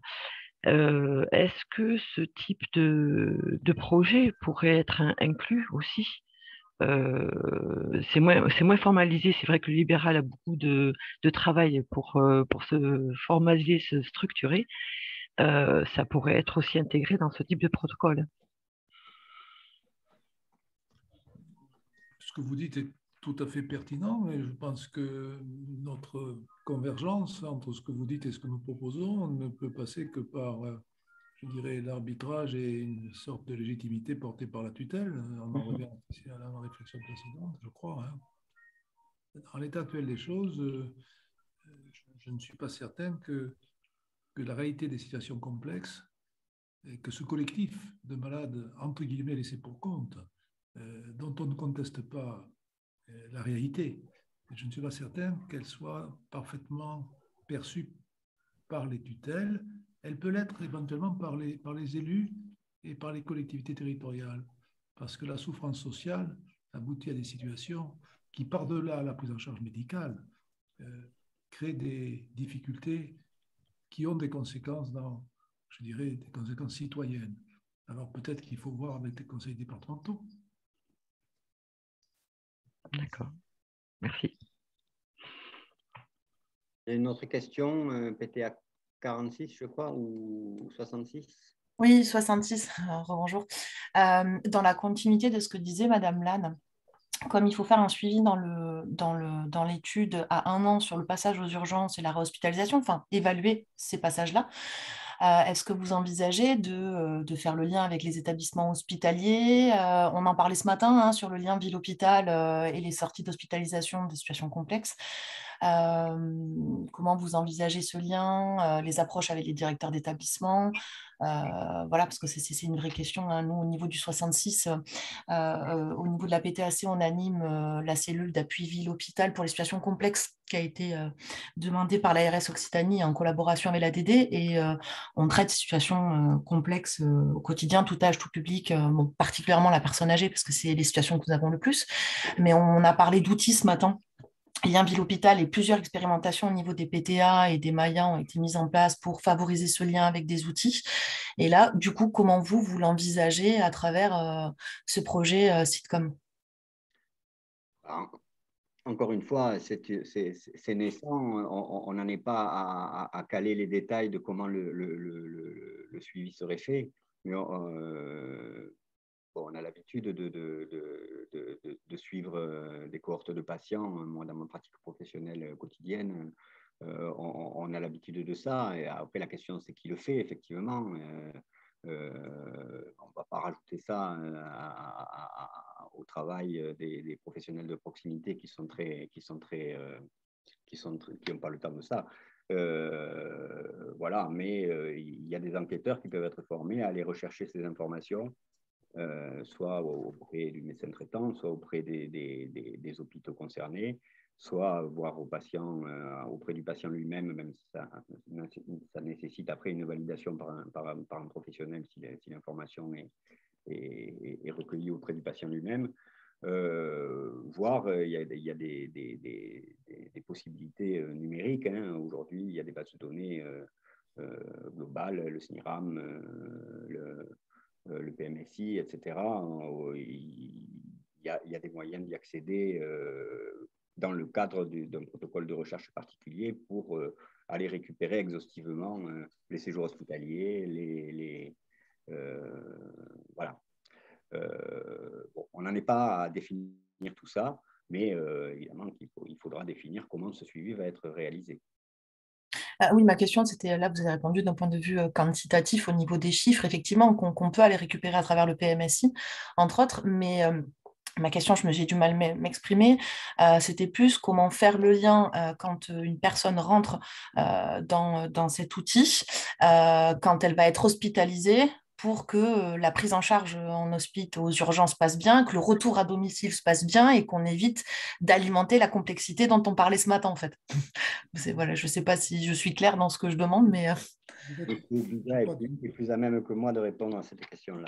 Votre clarté, je crois que vous êtes très clair, mais manifestement, ce que je crois vous signaler. Alors, d'autres choses. La première, c'est que les remarques que vous formulez, les uns, les unes et les autres, ne remettent pas en cause la réalité des situations complexes. Manifestement, on ne discute pas la pertinence du sujet. D'une certaine manière, ce que l'on discute, finalement, c'est le caractère extrêmement préliminaire et incomplet de la simple identification de ces situations. Ça, c'est le premier point. Alors, pour ce que vous évoquez, la relation domicile-institution, je veux dire, l'hôpital hors les murs, pour prendre des expressions convenues, est en situation de devoir s'opposer à l'hospitalocentrisme, qui fait que d'une manière culturelle et générale, les hospitaliers sont centrés sur leur outil de travail et pas forcément ouverts sur non pas simplement la ville, mais également le domicile. Cette réalité est encore plus compliquée lorsqu'éventuellement M. Dupont ou Mme Durand se trouvent confrontés à plus qu'une pathologie chronique. La situation thyroïdienne peut être prise en charge et évaluée par un établissement de santé privé, et puis éventuellement le cancer de la prostate par une structure publique. Alors, je crois que ces situations, vous les vivez tous les jours, elles ne font qu'aggraver les parcours de soins des malades, ne serait-ce que pour des raisons de coordination des rendez-vous et de synchronisation des différentes prestations qui sont proposées aux malades.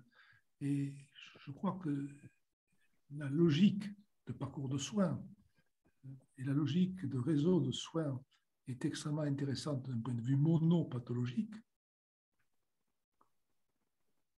mais très insuffisante pour la polypathologie. Et donc, dans la réflexion hospitalière, maintenant que nous avons, je crois, implémenté les réunions de concertation pluridisciplinaires, notamment en cancérologie, je crois qu'il faut concevoir des réunions de concertation polypathologiques et faire en sorte que la coordination ne soit pas l'expression d'un cadre de santé institutionnel, mais que ce soit l'expression d'un parcours de soins harmonieux. En d'autres termes, la question que je pose, c'est le métier de coordonnateur de parcours de soins, dès lors qu'il est une réalité et qu'il est véritablement un métier, où est-ce qu'on le positionne entre le domicile et l'hôpital? Finalement, quelle est l'entité juridique qui se porte garante du caractère harmonieux du parcours de soins? Et ça, je crois qu'on ne l'a pas encore défini. Dans les hôpitaux, il y a beaucoup d'IDE qui deviennent coordonnatrices de la sortie du malade. Mais comme vous l'avez exprimé, cette sortie, si elle n'est pas bien connectée avec le domicile, elle va générer une nouvelle hospitalisation non programmée 15 jours plus tard. Je veux dire, le désordre ne sera qu'entretenu, pour ne pas dire aggravé. Donc, je crois que mon discours, qui est un peu compact, à défaut d'être complexe, m'incite à prendre conscience avec vous du fait que ce champ que nous évoquons est un domaine de réflexion en termes, je dirais, de recherche clinique sanitaire. Nous avons créé, par exemple, à Toulouse, il y a quelques années, avec le doyen Rouget, un master 2 professionnel de coordonnateur de parcours de soins. C'est un enseignement tout à fait intéressant qui aboutit à la délivrance de diplômes universitaires qui s'inscrivent, ces diplômes, à l'échelle maîtrise, donc après l'universitarisation du diplôme d'état d'infirmier. Et quand on fait le bilan social des promotions, pour savoir finalement comment ces diplômes sont utilisés au mieux des intérêts des malades, on se rend compte que la fonction de coordonnateur de parcours de soins demeure extrêmement expérimentale. Tout est à créer, je crois que c'est un fait. Donc, finalement, je vous renvoie à la question. Je crois qu'il faut s'unir les uns les autres et réfléchir ensemble. La solution n'est pas pour demain, je pense qu'elle est pour après-demain. Merci. Mais il y a du travail pour faire de la formation universitaire. Dans l'étude que nous évoquons, nous envisageons d'intéresser du point de vue des mémoires de master des étudiants inscrits à l'enseignement que j'ai évoqué. Il y a toute une démarche progressive à faire pour entraîner une dynamique. Je veux dire, mais encore une fois, le maintien à domicile par rapport à la référence institutionnelle fait que finalement, ce parcours, il reste très incertain parce qu'il n'est encadré qu'aux deux extrémités, quoi. Il n'y a pas de glissière de sécurité qui soit de nature à en garantir la sécurité et la qualité au quotidien. Pour autant que chacun d'entre nous soignants soyons irréprochables, ce qui bien sûr est une évidence.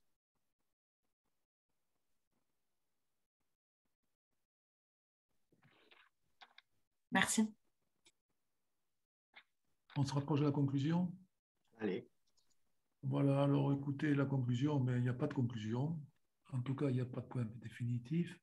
La complexité, pas de définition formelle. Alors, pour une raison évidente, c'est qu'il y a une multiplicité de systèmes complexes. Il y a de la complexité en biologie, il y a de la complexité, ça a été évoqué par Vincent, en sociologie, Edgar Morin, etc. Et donc, cette notion de complexité embrasse tellement de domaines de la connaissance qu'elle est un sujet de réflexion qui, pour le coup, est un point de convergence, à mon avis, entre la biologie et les disciplines scientifiques pures et dures et les sciences humaines et sociales. Ça me paraît extrêmement important. Vous savez qu'à une époque où on considère que beaucoup de pathologies sont liées à des désordres du patrimoine génétique, on se rend compte que 40% au moins des pathologies chroniques sont en partie modulées dans leur évolution par l'environnement. C'est la notion de l'épigénétique. Et il y a certainement des déterminants sociaux qui accompagnent l'identification moléculaire et purement scientifique d'un certain nombre de réalités médicales. Voilà, donc ça, je crois que c'est un point important. Donc, il n'y a pas de définition formelle parce qu'il y a une multiplicité de systèmes complexes. Donc en biologie, c'est une évidence absolue. Et l'approche systémique de la biologie, qui est un domaine qui n'est pas du domaine du soin au sein de la pratique clinique, est un sujet extrêmement important. Je veux dire, les thérapeutiques ciblées, l'identification du profil génétique des tumeurs, par exemple, est en situation de considérer ou d'inviter à une approche systémique de la biologie. Et donc, je crois qu'effectivement, il y a une convergence entre sciences humaines, sociales et disciplines scientifiques plus formelles, extrêmement intéressant. Les systèmes complexes, d'ailleurs, ne sont pas que des systèmes créés par l'homme, ce sont aussi des systèmes qui concernent le web, les algorithmes. Et donc, cette notion de complexité, avec son origine qui a été évoquée, le plexus, le caractère intriqué, réfère à des dispositifs très multifactoriels qui ont une finalité unique, mais qui sont en situation de créer des désordres qui sont très difficiles à prédire. Alors, l'absence d'outils de repérage nous conduit effectivement à considérer que ce que nous réfléchissons dans l'esprit Comide par l'intermédiaire de Sitcom est certainement utile à l'évolution des pratiques professionnelles. C'est un projet inspirant dans l'esprit. Ça veut dire que peut-être nous souhaitons, nous espérons que certains d'entre vous soient inspirés pour peut-être prendre le train et nous accompagner dans l'évaluation, qui nous a d'ailleurs été suggérée et demandée par l'ARS. Voilà. Et puis le dernier point, moi, qui me paraît très important, je l'ai un petit peu évoqué, c'est que les soins de proximité, les acteurs de soins de proximité, infirmières libérales, vous vous êtes exprimés, vous en faites partie, il faut participer à des démarches de recherche clinique. Là encore, ce n'est pas uniquement l'institution, qu'elle soit hospitalière ou INSERM ou CNRS, qui est en situation de faire de la recherche. Il faut faire de la recherche at the bedside, là où se trouve le malade, et le malade est souvent chez lui et pas toujours à l'hôpital. Donc, il y a là tout un gisement de réflexion concernant l'évolution des pratiques professionnelles qui vous invite à faire en sorte que la dimension recherche clinique s'ouvre aux acteurs de soins de proximité. Ça me paraît extrêmement important et j'espère que parmi vous, d'aucuns, si ce n'est déjà le cas, ou d'aucunes, s'inscrivent dans cette dynamique.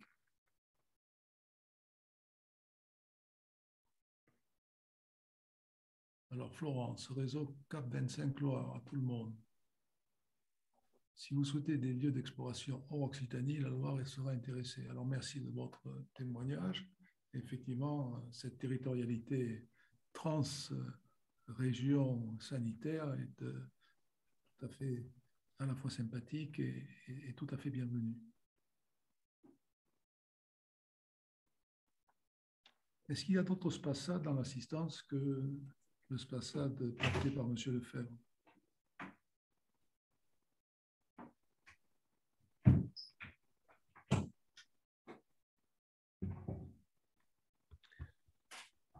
Bon.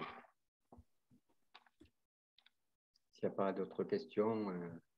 Oui. Effectivement, nous allons arriver au bout de notre présentation. Du coup, voilà, si vous avez encore des questions pour M. Bugat ou M. Bataille, c'est vraiment le moment. On se quitte un peu mollement, là, je trouve. Il commence à avoir faim tous, je pense. J'aimerais autant des critiques que le silence. Moi, je veux dire, peut-être que ce que nous avons dit n'est pas tout à fait conforme aux convictions, aux pratiques des uns et des autres, et nous sommes tout à fait en situation avec Vincent de recevoir des réflexions qui ne sont pas uniquement une manifestation d'intérêt, mais peut-être des commentaires plus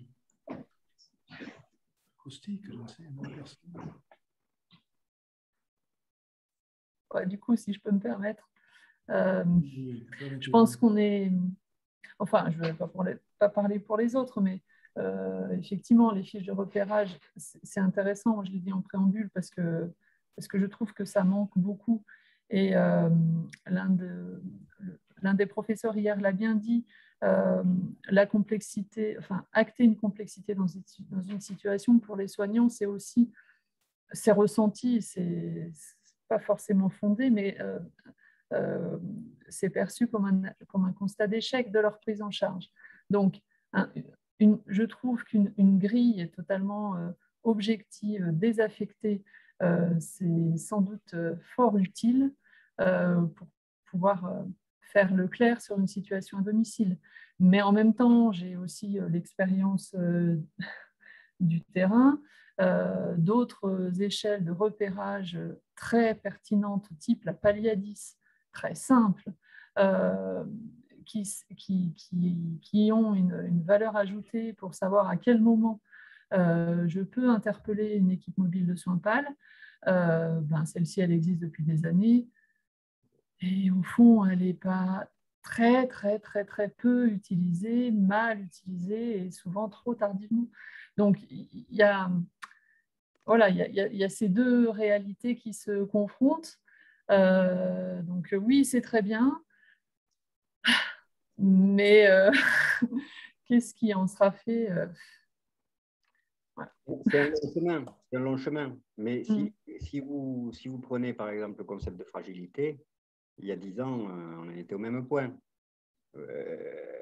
Et aujourd'hui, ça se formalise. Bon, ça ne va pas se faire du jour au lendemain, mais ça se formalise avec des méthodes d'évaluation de la fragilité qui sont de plus en plus validées et qui sont de plus en plus acceptées par les acteurs de terrain qui, au départ, disaient oui, bon, tout ça, c'est de la théorie, mais ça n'arrivera jamais jusqu'à nous. Et là, c'est en train d'arriver jusqu'à eux, je pense, quand même. Donc, nous, on veut juste apporter une petite pierre à l'édifice. Hein. On ne dit pas que le Covid va devenir l'échelle de fragilité dans 10 ans. Mais il faut avancer, quoi. Voilà. Et il faut recueillir certainement des indicateurs, encore une fois, qui sont issus de la pratique clinique et de la vie en temps réel pour enrichir les banques de données et peut-être faire appel aux moyens au traitement de l'information et des données massives pour essayer de trouver des liens de causalité qui ne sont pas apparents ou qui, en tout état de cause, échappent à une logique rationnelle d'une cause et un effet. C'est ça qui est important. Je crois qu'il faut qu'il y ait une interface active entre la pratique clinique et le traitement de l'information dans sa dimension systémique. C'est la même chose en biologie d'ailleurs. Voilà, peut-être que nous allons prendre congé les uns des autres. Nous allons remercier l'assistance de ça. Oui, je pense que... Et peut-être que vous avez le dernier mot, ma chère Tess. Oui, bah merci à vous, Monsieur Buga, et merci à Vincent Bataille pour cette présentation. Voilà, et on tient à remercier aussi tous les participants. Alors, ceux qui sont encore connectés, je vous invite tout à l'heure, quand vous allez participer à la continuer l'université, faut vraiment vous déconnecter de ce lien et vous reconnecter avec le lien que vous avez utilisé ce matin. Voilà pour la partie pratique. Madame Sénac, merci, vous êtes vraiment charmante. Alors, Sandra Lenoir également, arrêtez, c'est trop sympathique. Voilà, mais manifestons-nous dans la durée. C'est-à-dire que gardons peut-être des liens et essayons peut-être de réfléchir ensemble au-delà de cette heure et demie d'enseignement. Merci à tous, bonne fin d'université. Merci à vous. Au revoir. Merci. Au revoir. Oui, au revoir.